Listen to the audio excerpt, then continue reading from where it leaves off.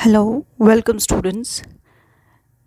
In the previous one, we saw the curriculum of Vedic education.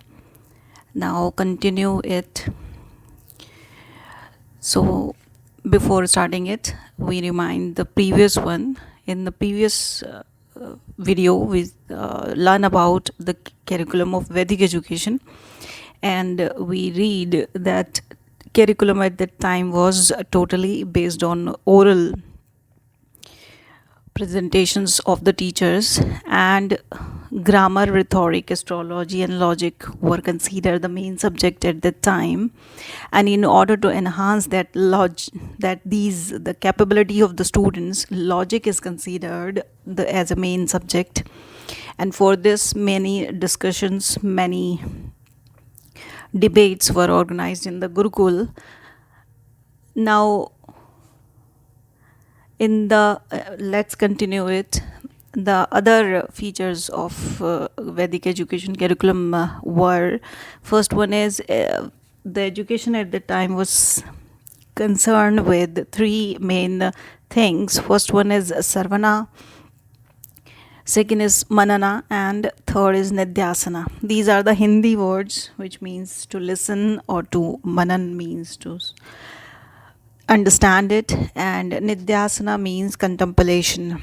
A deep reflective thought is called nidhyasana, or contemplation. It's also called contemplation. So these are the three words which deals mainly with the curriculum at that time.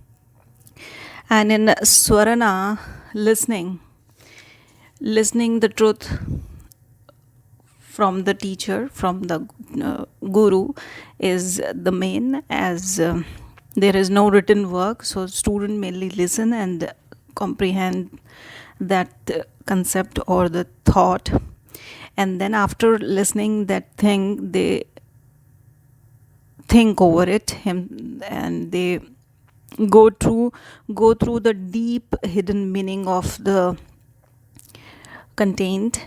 And after going through the deep meaning, they just contemplate it, or they go again and again for deep reflective thoughts, so that they come up with refined and purified knowledge. So these three things can also be compared with our today's 3 R's concept.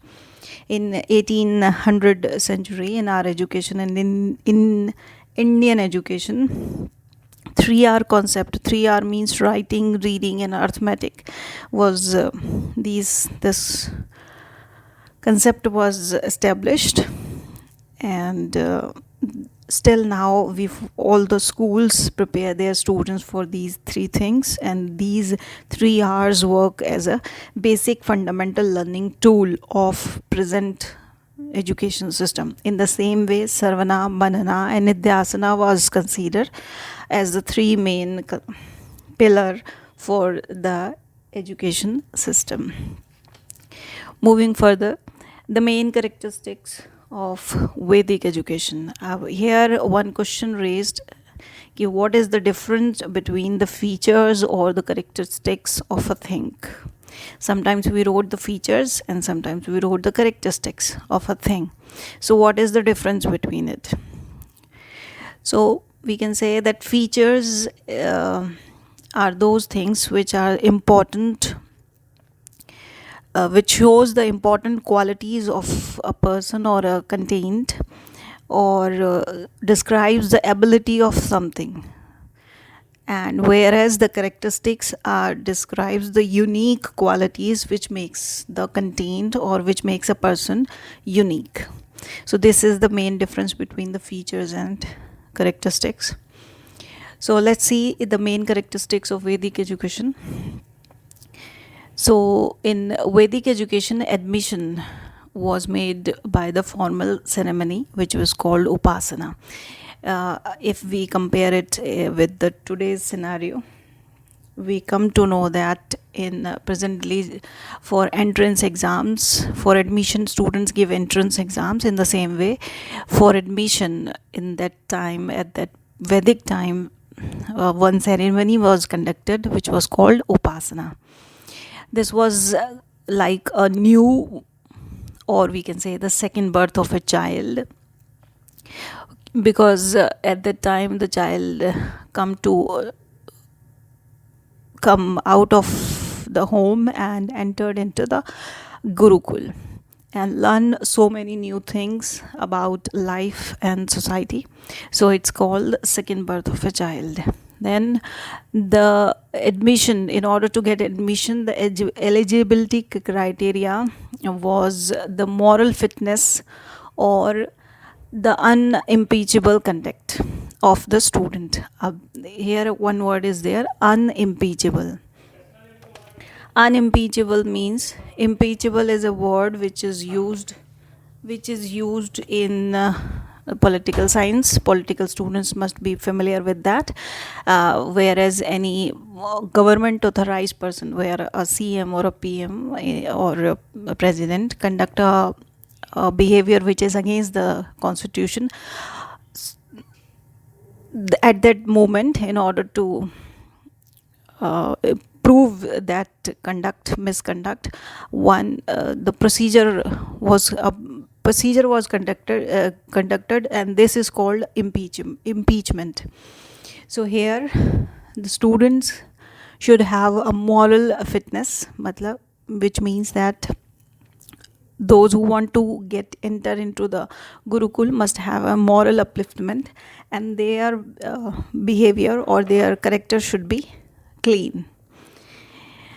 Moving further, next, the Brahma Sangha was an organization where the students get chance to fulfill their quest of higher knowledge. And after Gurukul education, if they wanted to get more or a higher education, they have to go to the Brahma Sangha. In the same way, like in present scenario, we go to the colleges after the school. Next, there was equality between the sexes in the field of knowledge. So at that time, in the Vedic period, there was no discrimination between male and female child.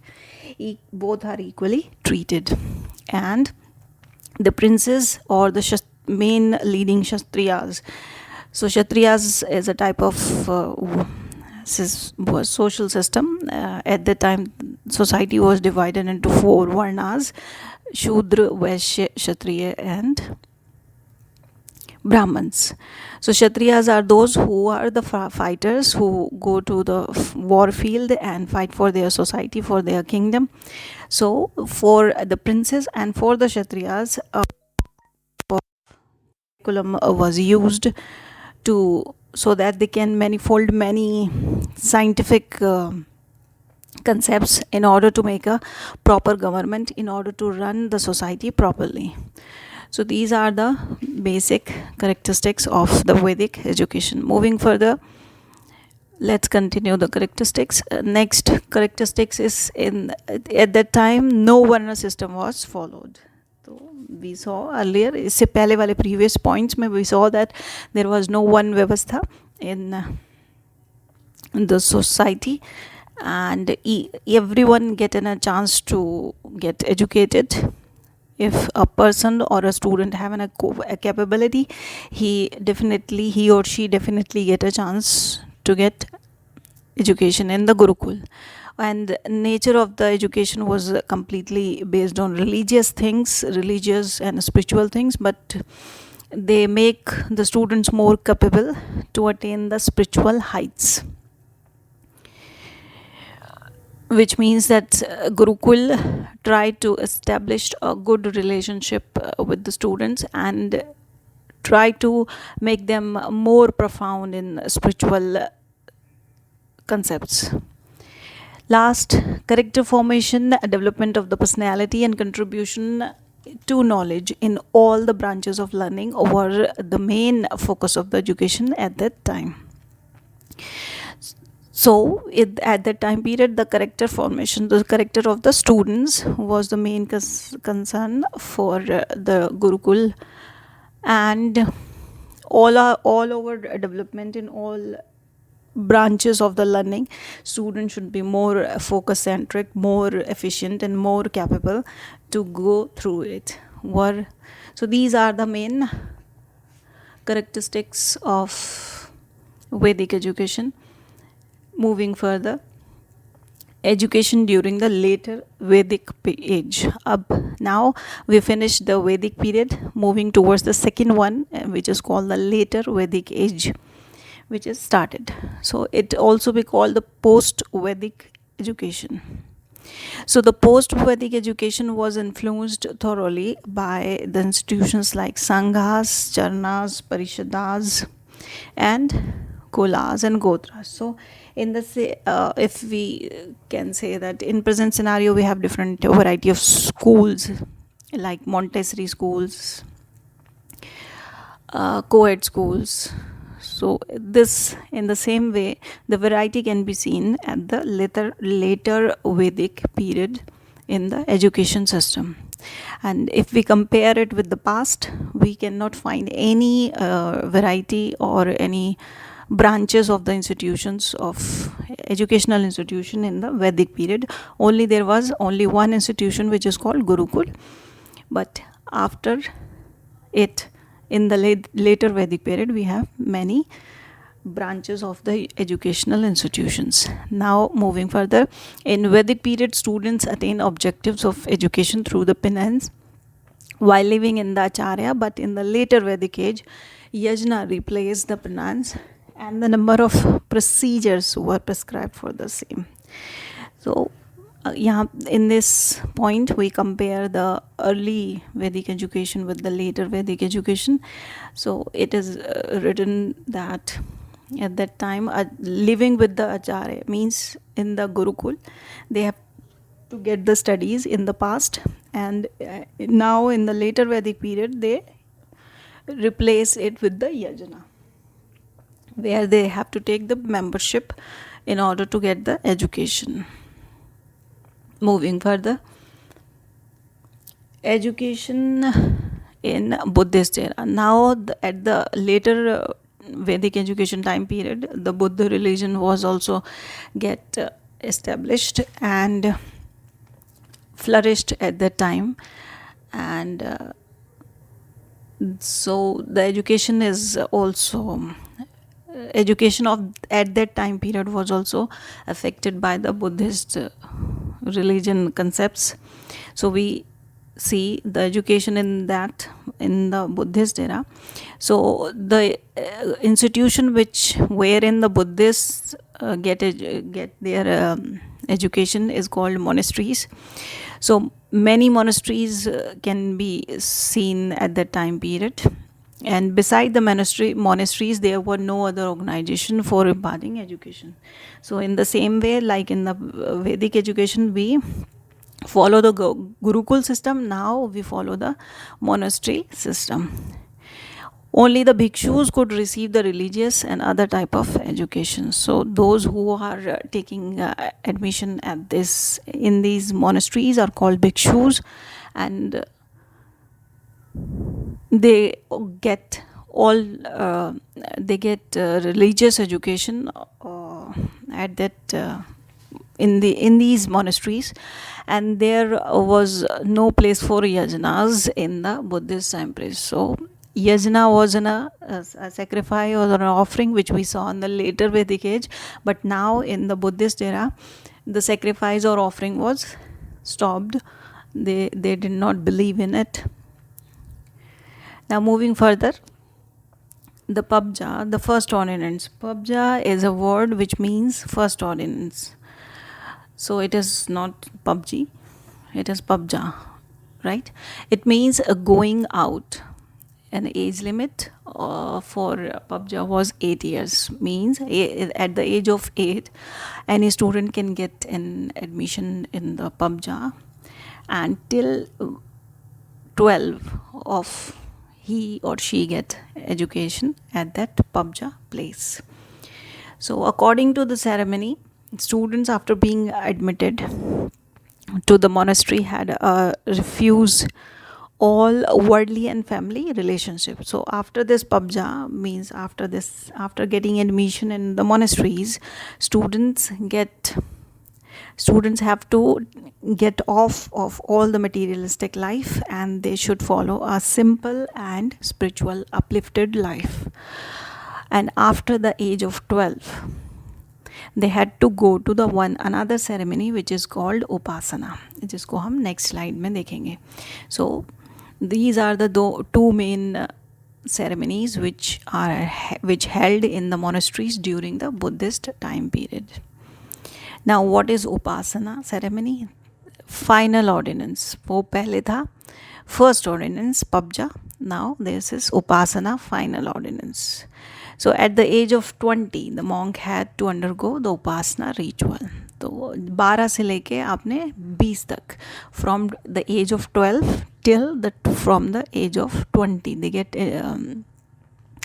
education in the monasteries, and when they reached at 20 years of age, one ceremony was held which is called upasana.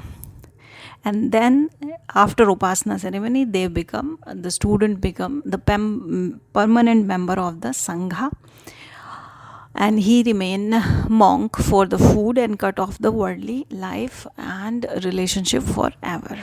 So sangha ka, after getting the permanent membership of the sangha, the student will become a permanent member of this organization, and he or she will remain monk for the whole life. So conclusion may be drawn in regard to the Buddhist education. So in short we can say what are the outcomes of the Buddhist education, what are the qualities of the Buddhist education at that time period. So we say first one is that in this time there were many such centers where the foreign students used to come to the higher education, for example Takshila. So this is the peak time of Indian education system, where Indian education system get flourishment and acknowledgement by the other countries, and many foreign students come here to get education. And one of the example of our university, Takshila University, is one of the best university at that time period. Some students who could not get mentally satisfied even though the higher studies used to go to the isolated place to some monk or spend their lives in search of truth or nirvana. Nirvana is the word which is used by the Buddha, and he coined this word. Nirvana means ultimate peacefulness or ultimate freedom towards the God, and reaching towards the God is called nirvana. Getting out of all worldly materialistic things, moving towards the God is called nirvana. So at the time period, society allows students to get a satisfaction, a complete satisfaction, or to go to work as to live in an isolated place and reach up to the social upliftment. The minimum age for admission in Takshila University was 16, because here the students were taken only for higher studies. So at the age of 16, Takshila University take their students for the better upliftment or spiritual upliftment of the students. Moving the principle of Buddhism, let's see. So Lord Buddha gave many preachings, many thoughts to the social lifestyle of at that time period. So these different thoughts are divided into different parts, like some are called path, few of thoughts are called jewels, few of are called existence. So these all, when all these combined, they will become create a theory which is called eightfold path theory by the Lord Buddha. So all these principles, all these things can be seen in the 8 principles which was given by Gautam Buddha at this time period. And these, as per the Gautam Buddha, these all 8 principles are able to provide you a happy and satisfied life, and also reduce the painful circle of rebirth of the human beings. So at that, we can say that at that time they believe in the rebirth theory of human beings, and they will count the results of the karmas, what the bad deeds you do or the good deeds you do in one birth can be calculated into the next birth, as per the Gautam Buddha. So this is a continuous cycle to take a rebirth. So in order to get out of this cycle, this painful cycle, or this conclusion of the karmas, Gautam Buddha says that everyone should follow the 8 principles, and these principles are called dharma wheels or the dharma chakras. So let's see the what these principles are. First one is right view. So according to the Buddha, every student or every individual of the society must have a right view over the karma, about the rebirth, about the truth, about the spirituality, and about the society. So every should right view. Here the Lord Buddha says right view means the right perception of seeing a particular thing, the way a person understand a thing is called the right view. Second one is right resolve. Lord Buddha says in this principle that each and every individual have to give up the home, means the materialistic life, and adopt a simple religious life and follow these principles. And third principle is right speech. So in this principle, God Buddha says that everyone should not speak rude words, or no lying should be there in the life, and you should speak only those words which leads to the salvation, or we can say those words which motivate the other persons, which enhance their mental status or improve their personality.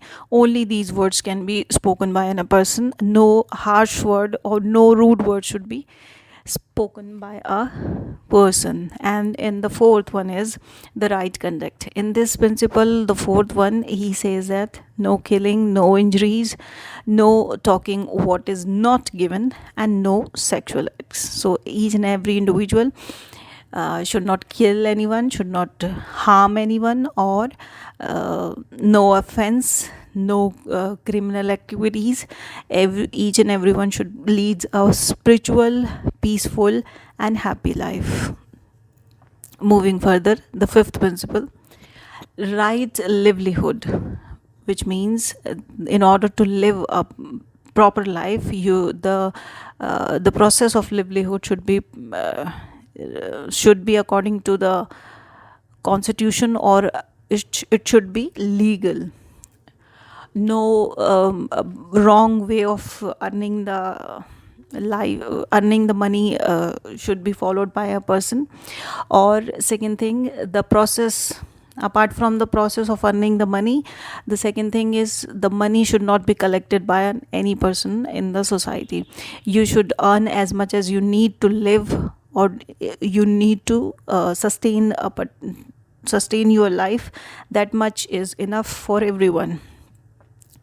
This was said by Lord Buddha. In sixth principle, he says right efforts.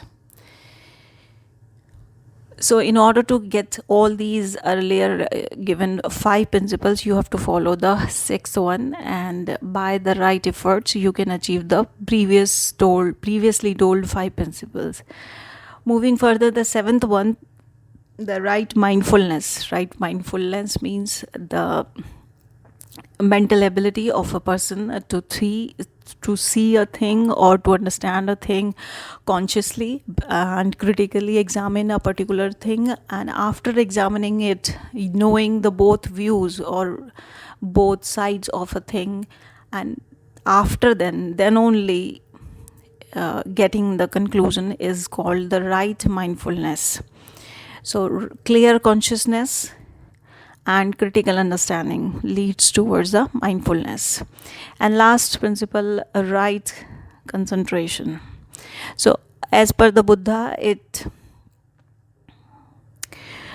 the mental force, the or all the right views or the right concepts only can be achieved through the natural consciousness. Or in order to achieve this consciousness, everyone have to meditate and try to uplift their thoughts. So these are the 8 principles given by the Buddha, and these these methods of gaining a right concentration or right thoughts or actions all leads to the uplifted life and uplifted society and uplifted human beings. So we can say that at the time period of later Vedic age, all preachings of the Lord Buddha put in a deep impact into the Indian education system. So in this video, we will take both the ancient and later Vedic and later Vedic age, and we will see more parts of the development of the education system in next video. Thanks for watching. Thank you. Keep watching.